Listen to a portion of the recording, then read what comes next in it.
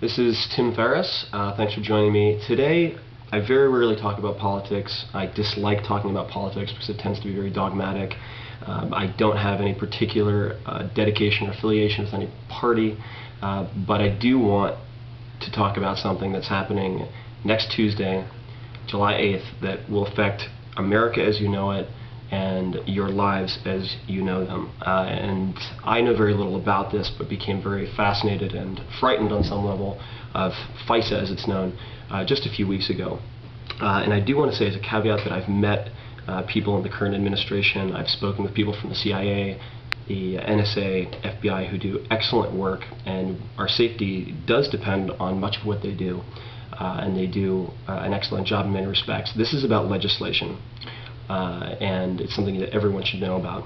So I'm very happy to have Mr. Daniel Ellsberg with us today. And just as a little bit of background on Dan, Dan served as a company commander in the Marine Corps, then completed a PhD in economics at Harvard. In 1959, he joined the RAND Corporation's economics department as an analyst. In 1964, he was recruited to serve in the Pentagon under Secretary of Defense. And then following 2 years in Vietnam for the State Department, Ellsberg eventually returned to RAND. In 1971, he made headlines around the world when he released the Pentagon Papers. And the Pentagon Papers, in combination with Watergate, led to the impeachment proceedings against Nixon and had quite an impact also on the end of the Vietnam War. So I'm very pleased to have Dan here. And since this is something I knew very little bit about, let's just start, if you wouldn't mind, by telling us what FISA is and why next Tuesday is so important. Well, the FISA is the Foreign Intelligence Surveillance Act that was passed in 1978 and has been in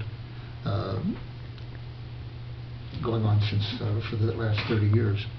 It was actually passed because of abuses that were found in the Kennedy, Johnson, and Nixon administrations of communications intelligence, of interception by the NSA, that's the National Security Agency, the FBI, the CIA, and others, by presidents that I served. As a matter of fact, I served all three of those. They had been violating the Constitution, the Fourth Amendment to the Constitution, which requires warrants. That is the intervention of a judge, the judgment of a judge as to whether there is an undue and illegal invasion of privacy of American citizens. That was one of the abuses of the king, general warrants that led to our revolution, in which they were trying to remedy with the Fourth Amendment. The people at NSA who were being brought in on this in the late 70s, many of them were very disturbed at what they were being asked to do, but the FISA Act made it clear that there should be, as the Fourth Amendment required, no electronic surveillance, as well as searches of homes and bureaus and whatnot, without a warrant, without a judge exercising judgment as to whether this was within the Constitution or the law, and thus to limit the amount of invasion of privacy that there could be by the and really, for some 20 years, my understanding is that in NSA, what they called the First Commandment was no overhearing of an American citizen without a warrant, and that they followed that very closely, unlike the earlier years. It turns out we've learned by leaks, initially, unauthorized disclosures from within the NSA to the New York Times, that the President Bush had been violating that law and the Constitution that lay behind it since 9/11, and to a considerable degree before that, with the cooperation, even before 9/11, with the cooperation of the telephone companies. The people who leaked that to the Times did so because they were worried about the illegality and the unconstitutionality. They were concerned not only that they were involved in breaking the law, but that this was a law that shouldn't have been broken, in the sense that there was overhearing going on that was not right, was unconstitutional, was against liberty, the basic liberty that we have. And that's why they jeopardized their own clearances, their own careers, by putting that out. In much the same way that I did when I released the Pentagon Papers, which were top secret only. This information they were putting out is regarded as higher than top secret, and I had clearance for that as well at the time. But I put it out because I thought at the time that what was going on was a violation of my oath as a Marine Corps company commander, as a Marine Corps officer, later as a State Department official, as a Defense Department official, I'd taken the same oath that every official in the NSA and everybody in the White House and the whole government had taken, and every member of Congress. Everyone in the Senate as well. Yeah. What? Every member of Congress, House and Senate. It's the same oath for civilians and military. And that is not an oath to a president or a commander-in-chief or a Fuhrer. It's not an oath to keep secrets. That's separate promises that are made, which I must say I broke, having made those promises, because I thought they conflicted with my basic oath, which was to support and defend the Constitution of the United States. So what is happening next Tuesday that makes July 8th such an important date? Well, I'm very glad we had the chance to be talking about this right now, Sunday night, because there's a chance for viewers as American citizens, those who are American citizens, to really make a difference in the next hours and day or two. On Tuesday, a bill will come up that changes, basically really rips apart, without admitting it, the Foreign Intelligence Surveillance Act by expanding the president's ability to overhear without a warrant, without any judgment outside the executive branch being exercised, American citizens in the United States, thus gutting the Fourth Amendment, essentially, and also granting retroactive immunity to the telephone companies who obeyed the illegal presidential request to carry on an illegal program these last 7 years, actually, almost 8 years.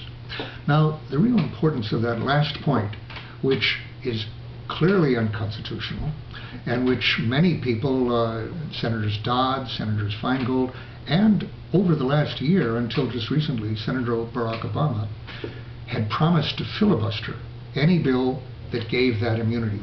And the reason for that was not a desire to punish anybody, actually, but because the civil suit possibility for people whose rights had been violated by this illegal overhearing gave the only real chance of finding out what it was that NSA was hearing, and the FBI or CIA or whoever else was involved. Congress doesn't yet know that. In fact, if they vote that immunity, they'll be voting immunity for acts they don't even really know what they're giving, like President Ford's pardon of former President Nixon after he resigned, which was for any crimes he may have committed, which Ford, in the absence of a prosecution of Nixon, didn't really know what he was pardoning. So the same would be true here, meaning we'd be giving away the only chance we have of discovering how much the government is spying on us illegally and finding out about law-abiding citizens. The people who leaked that, I think, did it because they knew what was happening and they felt it was wrong. It shouldn't be happening. They haven't told us yet, that they haven't risked their jobs to that extent to tell us either who exactly has been overheard, how many, for what purposes, and what exactly they've been overhearing and what use is made of it. So let me ask a couple of questions that I had, because I've only recently become aware of this in, well, among other places, 2600 magazine, which is a hacker quarterly. Probably don't like going to that. But the average person, and myself included, would be inclined to say, well, I don't have anything to hide. If it makes the country safer, I don't care if people are listening in on me or looking at my communications. I don't have anything to hide. How can this, or how might this affect the average person? Well, they should ask themselves whether they think it's possible that various members of Congress have either something to hide or something that would embarrass them politically that they don't want out, or something that would embarrass them with their family, one way or another. It doesn't have to be illegal. It doesn't have to be sexual. It could be things that the congressperson or the journalist or the source wants to achieve, planning to achieve, and that the government can manipulate by blocking it, by frustrating it, or by promising it. In other words, this information would enable the government to intimidate or blackmail or manipulate every member of Congress, every official who might be tempted to reveal criminality. People like the ones in the NSA who knew that criminal action was and is going on. This law is intended to legalize it, basically, and to continue the cover-up, conceal it. You can't have a democracy with the state, the executive branch, having that kind of information total information about the every communication, every credit card, every transaction, every fax, email, telephone conversation of everyone. And as far as we know, that's what's being collected right now. We do need to know whether that's yet true or not, but I think it's a pretty good assumption. And that means that, well, 200 years ago, Ben Franklin was asked what kind of government we had at the end of the Constitutional Convention, and he told the lady who asked him that, a republic if you can keep it. You can't keep a republic, a constitutional republic, with that degree of knowledge by the president and the executive branch of all of our private affairs. You can't have it. You have something else. You have you can call it an autocracy, a dictatorship. It's the basis for tyranny, and that's what the Constitution was meant to prevent. And that's what this bill would confer: unlimited power to, in the way that the East German Stasi, the state surveillance organization in East Germany, which was depicted very effectively in an Academy Award winning film a couple of years ago, The Lives of Others. And I would urge people to get hold of that DVD and look at it and see what it means to live in such a society. You can live lives, weddings, education, business, jobs. You can go along as normal, but you're not living in a democracy or anything that even pretends to be one. Their motto was that the Stasi wanted to know everything, and that's what they're collecting right now. We won't be able to pull that back if on Tuesday, the last chance, the civil suits of finding out what the NSA is doing are written off. And for that reason, I really admire some members of Congress who are planning to do, and will do, I'm confident, everything they can to block this unconstitutional, dangerous legislation. The way I see them, it reminds me of a proposition by Henry David Thoreau, which was very much in my mind when at the time that I copied the Pentagon Papers and gave it to the New York Times. He said, there are thousands of people who were opposed to slavery in his time, this was in 1848, and to the Mexican War, which was a war of aggression, really, but who, in opinion, but they do nothing in effect to stop it. They hesitate and they regret, but they do nothing in earnest or with effect. At most, he said, they give a cheap vote. Well, he went on to say, cast your whole vote, not a piece of paper merely, but your whole influence. And there is, he said, a minority is powerless when it conforms to the majority. It is not even a minority then, but it is irresistible when it clogs by its whole weight. Now, for a senator, you can't do this in the House of Representatives, for a senator to cast his or her whole vote means to clog by his or her whole weight with a filibuster.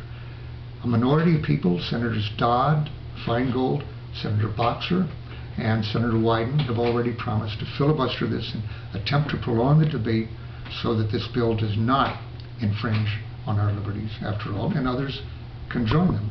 So this is a chance now for all the voters and citizens and Obama supporters and Republicans who care about the Constitution. A lot of Ron Paul supporters, by the way, are being very active on this issue. And people like Bruce Fein, who worked in the Justice Department under Reagan, is very articulate on this issue, along with some Democrats. They are a minority of activists on this, but they are attempting to cast their whole vote. And they can be encouraged in that, but specifically, every viewer can, in the next hours, fill the message booths of message services of their senators, wherever they are, Republican or Democrat. And they can get instruction. We can give them links on exactly the talking points to say. But the point would be that they have a chance to make a real difference here, to keep the freedom and the liberty that we celebrated just 2 days ago on July the 4th from beginning to die 2 days from now. It's in mortal danger right now, and it can be preserved if senators can be urged to live up to their oaths. Same oath I took, to uphold the Constitution. I have to say that no senator, Republican or Democrat, should be voting for this Senate bill. Not one. Everyone who does so is, in fact, I would say, violating his or her oath to defend the Constitution. But they can do better than that. And specifically, Senator Obama, who had earlier promised to join the filibuster, is now indicating, for reasons I don't know, honestly, to change that, reverse that position. He does want to try to strip the immunity, which is one thing worth doing, from the bill, but that could well fail. If that fails, he has indicated he will not filibuster the bill. He will, in fact, vote for closure. Over 20,000 of his active supporters, represented in his Facebook outfit, my.obama, BarackObama.com, are appealing to him, saying, we support you. I am one of those, by the way. We support you, we'll contribute, but we ask you to do better. He had it right the first time. So let me jump in right now, Michael, if you could come to me. So spoke with Dan beforehand. There are a few simple things you can do, and I don't want to underemphasize what I perceive to be the importance, based on many people I respect, like Dan, of next Tuesday, July 8th. This is, in many respects, a point of no return. It is very hard to reverse what could happen on Tuesday. You can take 60 seconds and have an immediate impact. It's very easy. The first thing you can do is go to www.eff.org. That's EFF, like Edward Frank.org, and click on Take Action. You can put in your zip code, get the phone number of your senator, call them, leave a message. There's a script. You don't have to do any hard thinking. You just put in EFF.org, click on Take Action. You can do it in about 30 seconds. If you're an Obama supporter, encourage him to go back to his original stance, which was really what he felt most strongly about. All you need to do is search Obama Please Vote No on Google. So you just put in Obama Please Vote No. The first result will be a link to the MyBarackObama site where you can join and display your numbers. These are two things you can do in 60 to 120 seconds that could have a permanent impact on your life and on this country. I highly encourage you to take the time. It's a very small investment, and as a member of a democracy, you have a responsibility as a citizen activist to create an environment that facilitates the values this country is built on. So that's it. I'll get off my soapbox. I don't talk about politics much at all. I feel strongly about this, so I want to thank Dan very much. Thanks for the opportunity. Really appreciate it. That's it.